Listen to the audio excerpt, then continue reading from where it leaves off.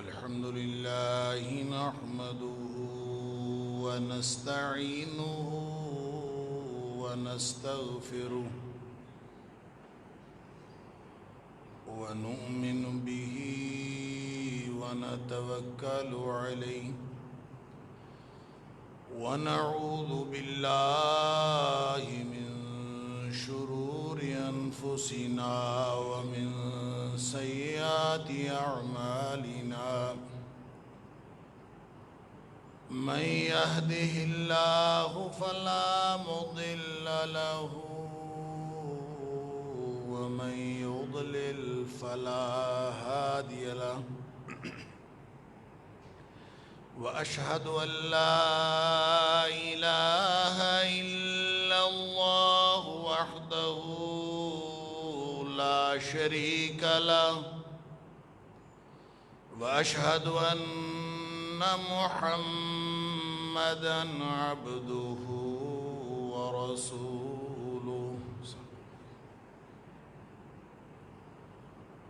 أرسله بالحق بشيرا ونذيرا بين يدي الساعة فمن يطع الله ورسوله فقد رشد واهتدى ومن يعص الله ورسوله فقد ضل وغوى فإنه لا يضر إلا نفسه ولا يضر الله شيئا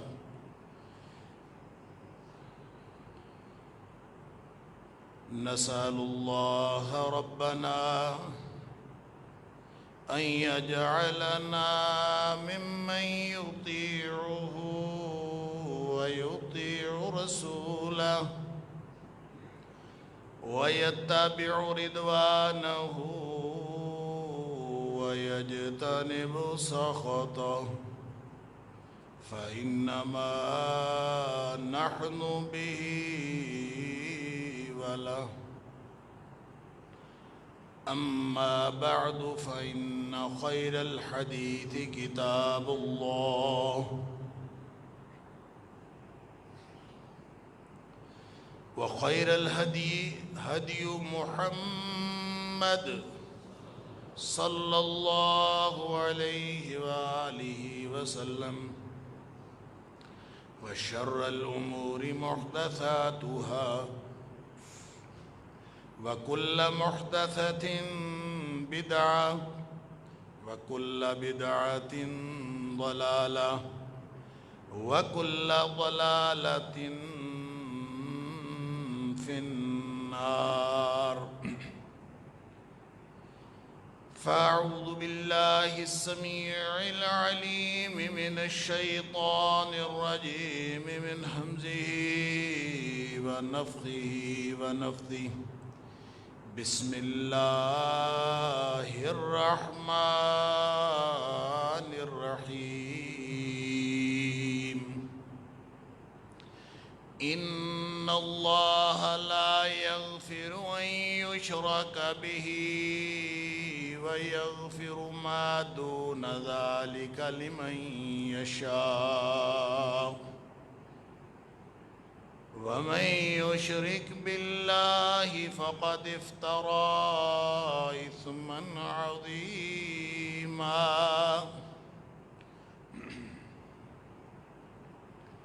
بے شک اللہ تعالی معاف نہیں کرے گا، بخشے گا نہیں کہ اس کے ساتھ شرک کیا جائے، اور وہ بخش دے گا ما دون ذالک لمن یشاء، اس گناہ کے علاوہ جتنے بھی گناہ کیے ہوں گے وہ جس کو چاہے گا وہ بخش دے گا۔ ومن یشرک باللہ، اور جو اللہ کے ساتھ شرک کرتا ہے، فقد افترا اثما عظیما، پس یقیناً اس نے بہت بڑا گناہ کما لیا۔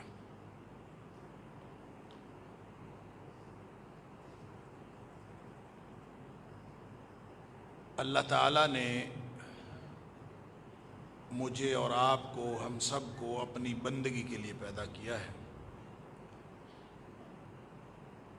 صرف انسانوں اور جنوں کو نہیں بلکہ ساری کائنات کو اللہ نے اپنی بندگی کے لیے پیدا کیا۔ فرق صرف یہ ہے کہ باقی کائنات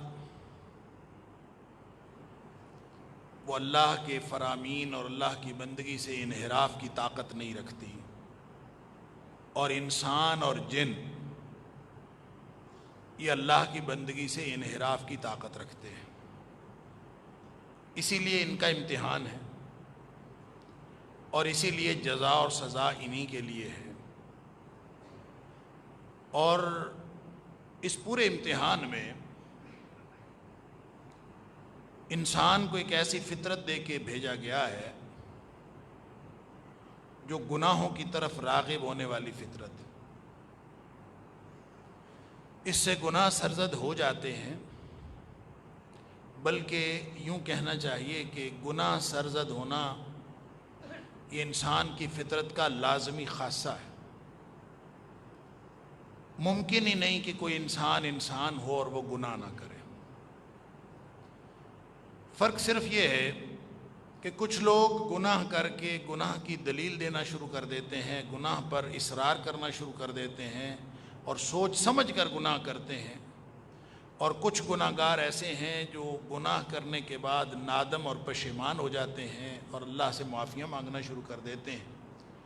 لہذا اللہ کے رسول صلی اللہ علیہ وسلم نے فرمایا کل بنی آدم خطاء، آدم کی ساری اولاد خطا کار ہے،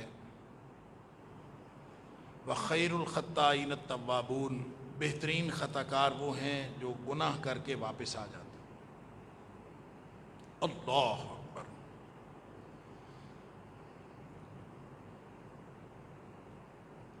تو اللہ نے اس گناہوں کی فطرت رکھنے والے انسان کو اس امتحان میں مبتلا کیا ہے کہ یہ بھلا میری بندگی کرتا ہے یا کسی اور کی بندگی کرتا۔ خطائیں اور گناہ ہو جانا یہ انسان کی فطرت میں شامل ہے،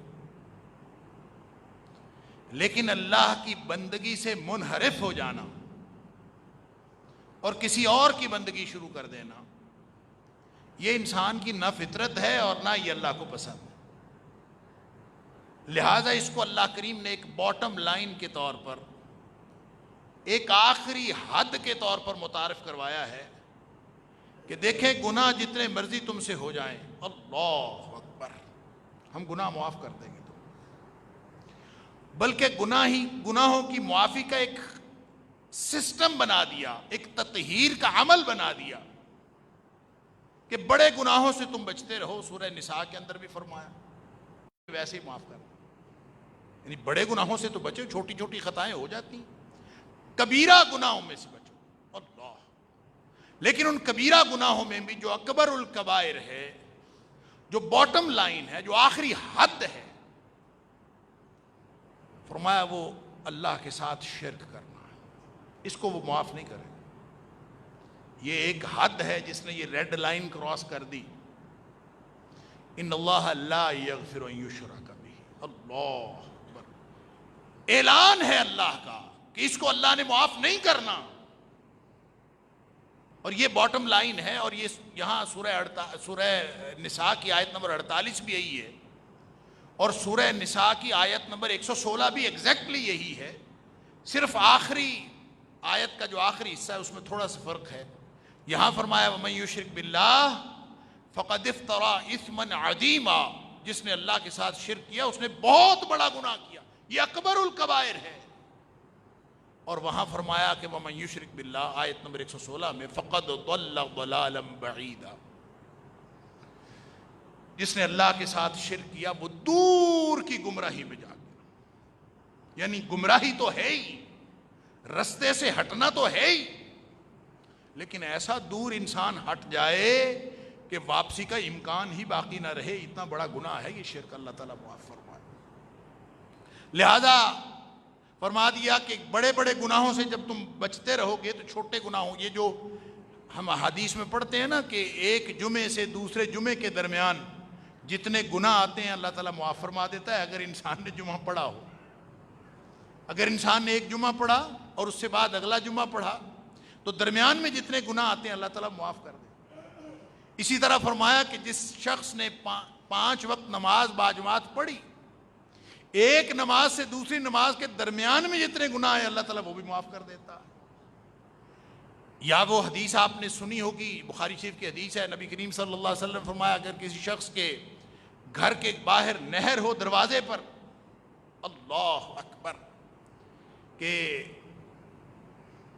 نہر بھی دور نہیں ہے، گھر کے دروازے پر ہے، فَيَغْتَسِلُ فِيهِ خَمْسًا، اور 5 دفعہ وہ اس میں نہائے، غسل کرے، نہر بھی دور نہیں ہے، بالکل دروازے پر ہے، اور 5 دفعہ دن میں انسان نہائے، تو نبی کریم صلی اللہ علیہ وسلم نے سوال کیا کہ یہ بتاؤ کہ اس کے اوپر، اس کے جسم پر کوئی میل رہ جائے گا؟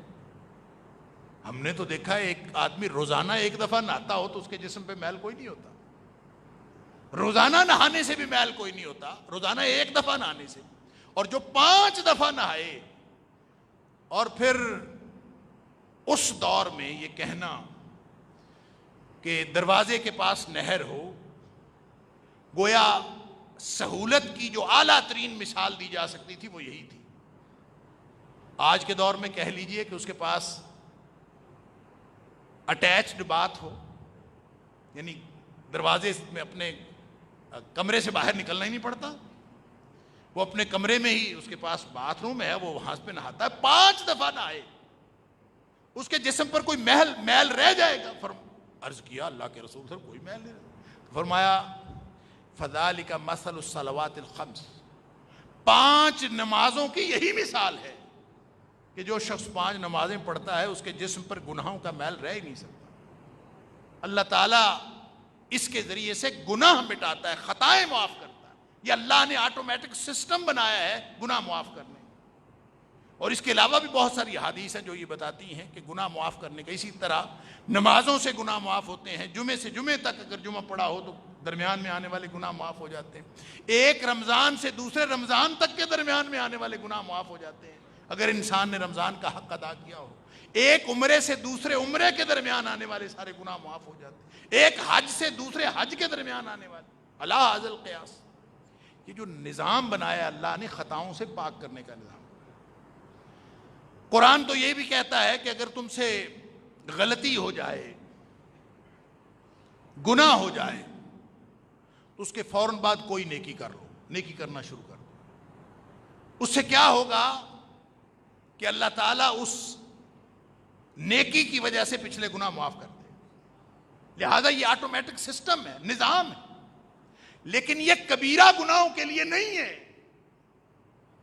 یہ چھوٹے گناہوں کے لیے، خطاؤں کے لیے ہے۔ کبیرہ گناہ جو بڑے بڑے گناہ انسان سے سرزد ہو جاتے ہیں، توبہ سے وہ معاف ہو جاتے ہیں، انسان توبہ کر لے تو وہ بھی معاف ہو۔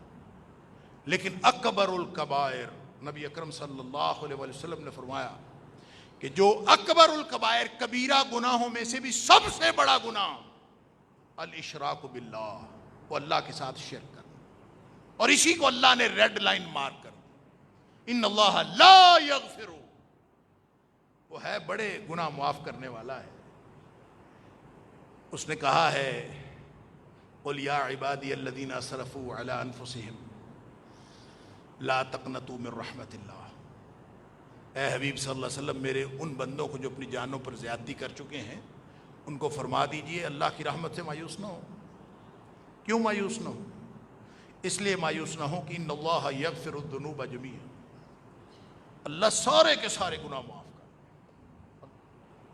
یغفر الذنوب جميعا، سارے کے سارے گناہ معاف کر دے، جو ہے گناہ بخش دے گا سارے گناہ، تو پھر مایوس ہونے کی کیا بات ہے؟ کیوں معاف کر دے گا بھائی؟ اس لیے معاف کر دے گا کہ انہو هو الغفور الرحیم، اس لیے معاف کر دے گا کو ہے ہی بخشنے والا، ہے ہی رحمتیں کرنے والا اللہ، اور اس نے اپنے عرش پر لکھ رکھا ہے۔ ابھی پیدا نہیں کی تھی انسانیت، ابھی کائنات بھی پیدا نہیں کی تھی، ابھی مخلوقات پیدا نہیں ہوئی تھیں، ان اللہ تعالی کتب کتابا قبل ان یخلق الخلق. نبی اکرم صلی اللہ علیہ وسلم فرمایا، بخاری شریف کی حدیث ہے، اللہ نے ایک تحریر لکھوائی اور مخلوقات کو بھی پیدا کرنے سے پہلے تحریر لکھوائی. اور وہ تحریر کیا لکھوائی؟ ان رحمتی سبقت غضبی، میری رحمت میرے غصے کے اوپر حاوی ہے. اور یہ لکھوا کے نبی کریم صلی اللہ علیہ وسلم فرماتے ہیں فَهُوَ مَكْتُوبٌ عِنْدَ اللَّهِ فَوْقُ الْعَرْشِ، اللہ کے عرش پر یہ بورڈ آج بھی لگا ہوا ہے. یہ لکھوا کے بورڈ اللہ نے اپنے عرش پر لگا لیا ہے، ان رحمتی سبقت غضبی، میری رحمت میرے غصے پر حاوی. لیکن سارے گناہ معاف، ساری خطائیں معاف. یہ ایک ریڈ لائن ہے، شرک نہیں معاف ہوگا. کیوں نہیں معاف ہوگا؟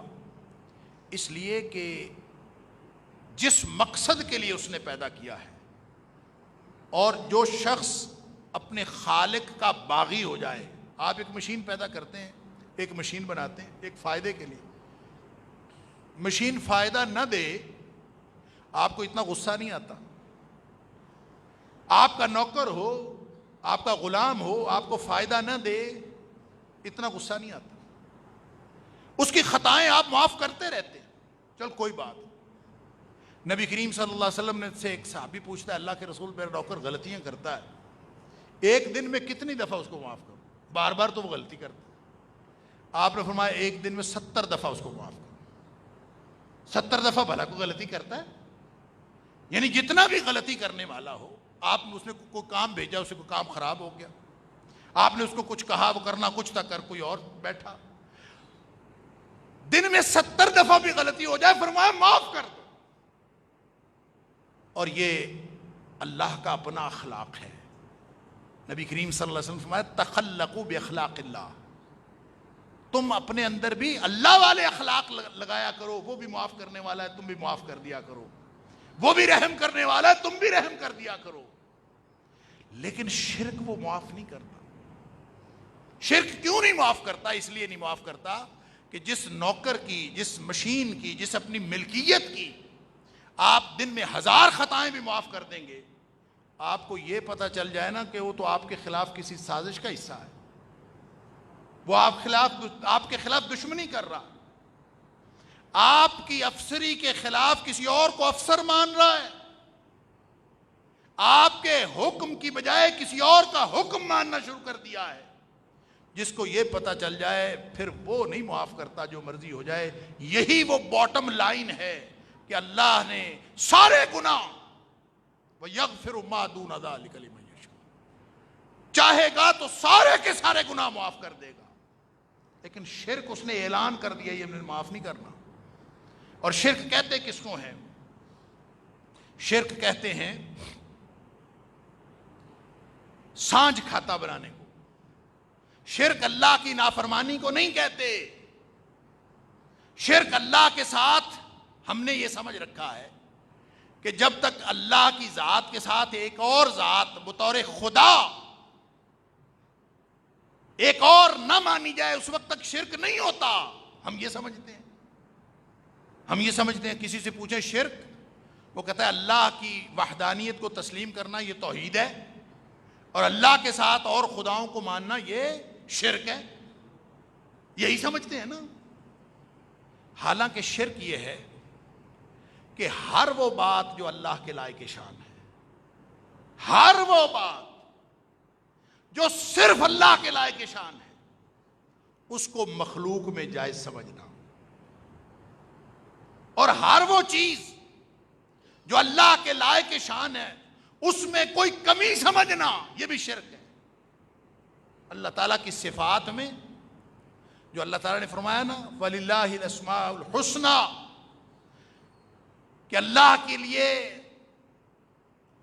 اللہ کے اچھے اچھے نام اللہ کی صفات ہیں، اور وہاں فرمایا کہ ان لوگوں کو چھوڑ دو، ان لوگوں سے قطع تعلق کر لو الذین یلحدون جو فی اسمائی، جو اللہ کے ناموں میں، اللہ کی صفات میں جو لوگ الحاد کا شکار ہوتے ہیں، جو اس میں کمی کرتے ہیں، الحاد کا مطلب ہوتا ہے ایک طرف ہو جانا، جھک جانا، مائل ہو جانا، میلان، جھکاؤ، کسی اور طرف ہو جانا، جو اللہ کی صفات میں سے بھی کسی کی طرف جھکاؤ محسوس کرتے ہیں، اللہ اکبر، فرمایا وہ بھی ان لوگوں کو بھی ترک کر دو، یہ لوگ بھی خود تباہی کی طرف جا رہے ہیں، تمہیں بھی تباہ و برباد کر. لہذا سمجھ لیجئے یہ جو باٹم لائن ہے شرک، اگر اس سے بچ گئے، یعنی خوفناک بات ہے نا، خوفناک گناہ ہے. اللہ کے ساتھ دیکھیں 3 چیزیں ہیں جن کو توحید کو ڈیفائن کرنے کے لیے، ایک ہے اللہ کی توحید ذات، ایک ہے توحید عبادت، اور ایک توحید ہے افعال. اس کو مختلف ناموں سے علماء نے بیان کیا ہے. توحید ربوبیت بھی کہا جاتا ہے، توحید الوہیت اور توحید اسماء و صفات، یوں بھی 3 حصوں میں تقسیم کیا جاتا ہے. توحید ربوبیت کو توحید ذات کہہ لیجئے، توحید الوہیت کو توحید عبادت کہہ لیجئے، اور توحید اسماء و صفات کو توحید افعال کہہ لیجئے. اللہ اپنے کاموں میں بھی یکتا ہے، اللہ اپنی صفات میں بھی یکساں ہے، اللہ اپنے ناموں میں یکتا ہے، اور اللہ وہ واحد ہستی ہے جو بندگی کے لائق ہے. ان میں سے کوئی بھی چیز اگر خالق کے علاوہ مخلوق میں روا رکھی جائے تو وہ شرک ہو جاتا. اگر کوئی شخص یہ سمجھے، ہم جو سورہ فاتحہ میں پڑھتے ہیں ایاک نعبد و ایاک نستعین، اللہ صرف تیری بندگی کرتے ہیں اور صرف تجھ سے مدد مانگتے ہیں، اس کا مطلب پتہ کیا؟ علماء نے لکھا ہے کہ ساری دنیا کی جو الہامی تعلیمات ہیں، منزل من اللہ جتنی بھی کتابیں ہیں، حضرت آدم علیہ السلام سے لے کر نبی اکرم صلی اللہ علیہ وسلم تک، ان کتابوں میں جو سب سے زیادہ، یعنی ان ساری کتابوں کا، ساری تعلیمات کا جو خلاصہ ہے وہ قرآن پاک ہے. اور قرآن پاک کی جتنی تعلیمات ہیں ان سب کا خلاصہ سورہ فاتحہ ہے. اور سورہ فاتحہ کا خلاصہ یہ آیت ہے ایاک نعبد و ایاک نستعین، صرف تیری بندگی کرتے ہیں. گویا جتنی الہامی تعلیمات ہیں، جتنا دین آج تک نازل ہوا ہے، اس کا خلاصہ ایاک نعبد و ایاک نستعین.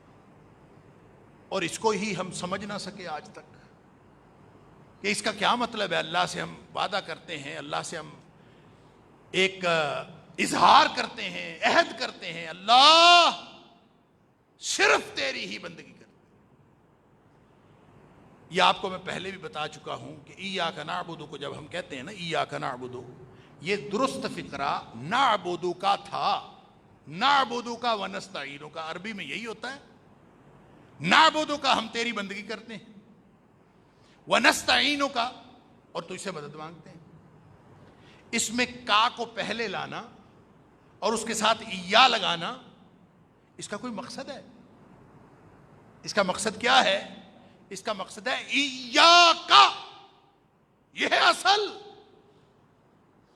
صرف تیری ہی نعبد ہم بندگی کرتے ہیں. اب جب صرف تیری کہہ دیا تو اس کا مطلب پتہ ہے کیا ہے؟ ہر وہ چیز جس کا تعلق عبادت کے ساتھ ہے، ہر وہ چیز جس کا تعلق عبادت کے ساتھ ہے، وہ ہم اللہ کے علاوہ کسی اور سے نہیں کرتے. اور سب سے بڑی عبادت پتہ کیا ہوتی ہے؟ پکارنا، دعا مانگنا. الدعاء مخ العبادہ، الدعاء هو العبادہ.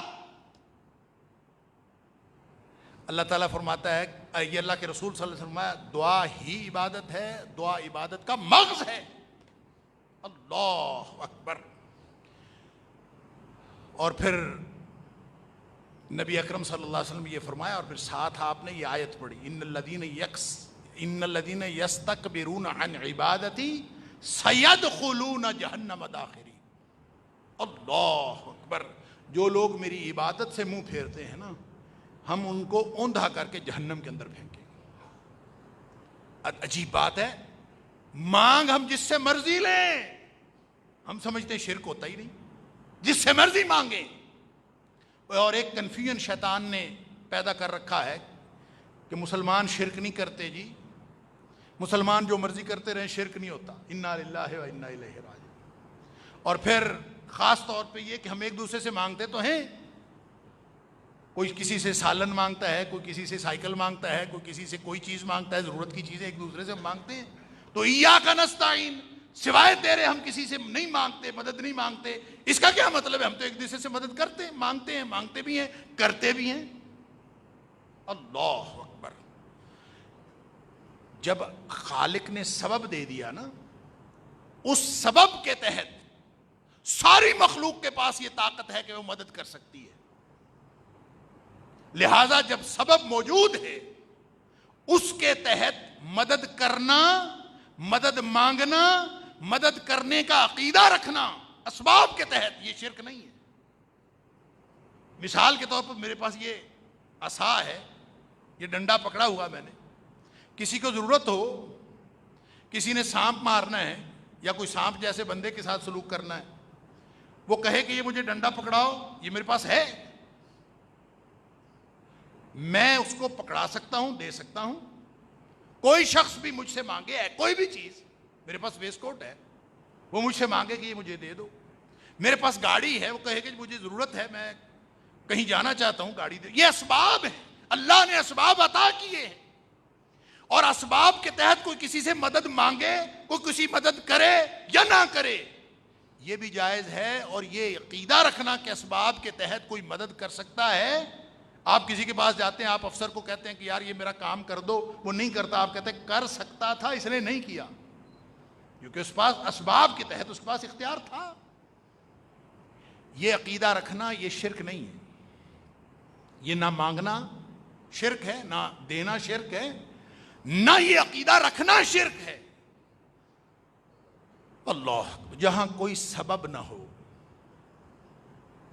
ظاہری کوئی کنیکشن نہ ہو, ظاہری طور پر اسباب کی دنیا میں اللہ نے وہ طاقت دی ہی نہ ہو, بغیر کسی سبب کے, بغیر کسی کنیکشن کے کوئی مدد کر سکتا ہے؟ سوائے اللہ کے کوئی نہیں کر سکتا. یہ اللہ کی شان ہے. میرے پاس ایک قلم ہو, ایک کاغذ ہو, میں اس پہ لکھ سکتا ہوں, کیونکہ قلم اور کاغذ کے اندر لکھنے کی صلاحیت ہے. مجھے اللہ نے لکھنے کی اگر توفیق دی ہے, طاقت دی ہے, سکھایا ہے, استطاعت دی ہے, میں لکھ سکتا ہوں. لیکن قلم بھی نہ ہو, کاغذ بھی نہ ہو, لکھنے والا بندہ بھی نہ ہو, پھر بھی یہ عقیدہ رکھنا کہ وہ چاہے تو لکھ سکتا ہے, لکھوا سکتا ہے, بغیر کاغذ کے, بغیر قلم کے, یہ اللہ کی شان ہے.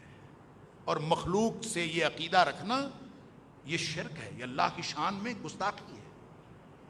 لہذا آپ سن لیجئے, جہاں ٹیلی فون کی تار موجود ہے, جہاں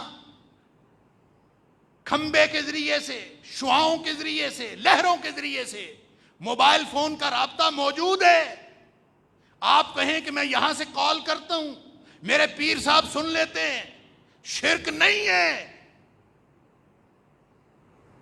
اور اگر آپ کہیں کہ فون ہو یا نہ ہو, رابطہ ہو یا نہ ہو, میں یہاں بات کرتا ہوں, میرے پیر صاحب سن لیتے ہیں, یہ شرک ہے. یہ اللہ کی شان ہے, یہ اللہ کے علاوہ کسی کی شان نہیں ہے. لہذا سن لیجئے, نبی اکرم صلی اللہ علیہ وسلم نے اسی لیے فرمایا, شرک چیونٹی کی چال چلتا ہے, انسان کو پتہ ہی نہیں ہوتا یہ شرک میں مبتلا ہو جاتا ہے.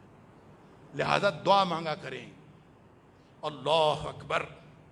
آپ نے دعا سکھائی, اللہم انی اعوذ بک من ان اشرک بک شیئا اعلمہ واستغفرک لما لا اعلم. اللہ مجھے ایسے شرک سے بھی بچا جس کا مجھے علم ہو, اور ایسے شرک سے بھی بچا جس کا مجھے علم نہ ہو. لہذا سن لیجئے, ہر وہ بات جو اللہ کے لائق شان ہے وہ مخلوق میں جائز سمجھنا یہ شرک ہے. ہر وہ عبادت کا عمل جو خالص اللہ کے لیے ہے وہ کسی اور کے لیے جائز سمجھنا شرک ہے. جو میں نے پہلی بات کی کہ خالق کی کوئی صفت مخلوق میں سمجھنا یہ بھی شرک ہے, اور خالق کی کسی صفت میں کمی سمجھنا یہ بھی شرک ہے. آپ اگر کہیں کہ پتہ نہیں اللہ کہاں ہے, میں نے تو دیکھا نہیں, پتہ نہیں سنتا ہے کہ نہیں سنتا، ہماری سنتا ہے کہ نہیں سنتا. یعنی کیسا گندا عقیدہ ہے کہ وہ اللہ جو ہر وقت اعلان کرتا ہے کہ اجیب دعوت الداعی اذا دعان، اور جب مرضی مجھے پکارو، جہاں مرضی مجھے پکارو، میں پکارنے والے کی پکار کا جواب دیتا ہوں، میں سنتا ہوں. اس کے بارے میں ہمیں شک ہے، پتہ نہیں سنتا ہے کہ نہیں سنتا. اور وہ جو قبر میں پڑا ہے، جو اس دنیا سے منقطع ہو گیا، اس دنیا میں تصرف ختم ہو گیا، جب زندہ تھا تو فون کال اٹینڈ کر لیتا تھا، اب فوت ہو گیا ہے، اب کیسے کرے؟ وہ ساری دنیا کو پتا. وہ ہمارے کالج کا کلرک فوت ہو گیا، پرانی بات ہے، تو ہمارے ایک پروفیسر کو پتا نہیں تھا کہ وہ فوت ہو چکا ہے. 3 دن پہلے اس کی وفات ہوئی. پروفیسر ایسے ہم باتیں کر رہے کہ بہو فوت ہو گیا، وہ اگر یہ کر لیتا نا تو اس کو فائدہ ہو جاتا، یہ کر لیتا تو اس کو فائدہ ہو جاتا. تو جس کو نہیں پتا تھا وہ فوت ہو گیا، وہ کہتا یار بہو کو کہو اب کر لے. ہم سارے ہنس پڑے، اب کیسے کر لے؟ مرنے اور زندہ رہنے میں یہی فرق ہے کہ اب وہ نہیں کر سکتا. لیکن ہم یہ عقیدہ رکھیں کہ نہیں، وہ مرنے کے بعد بھی سنتا ہے. قرآن کہتا ہے کہ اِنَّكَ لَا تُسْمِعُ الْمَوْتَى، مردوں کو تم نہیں سنا سکتے. ہمارا عقیدہ یہ ہے کہ وہ ہماری ڈائریکٹ نہیں سنتا، ہم ان کو سنائیں تو پھر وہ سن لیتا ہے. ان کو سنائیں، یہ آگے سناتے ہیں، پھر وہ سن لیتا ہے. مالک کو کتنا غصہ آتا ہوگا، مالک کے غضب کی کیا صورت ہوتی ہوگی جب اپنے میں سے مرے ہوئے کے بارے میں میرا عقیدہ ہے کہ وہ میری سن لیتا ہے. مالک کہتا ہے کہ اجیب دعوت الداعی اذا دعان، مجھے پکارو تو صحیح، تو اس کو کتنا غصہ آتا ہوگا. اس لیے اس نے ڈیڈ لائن مقرر کر لی.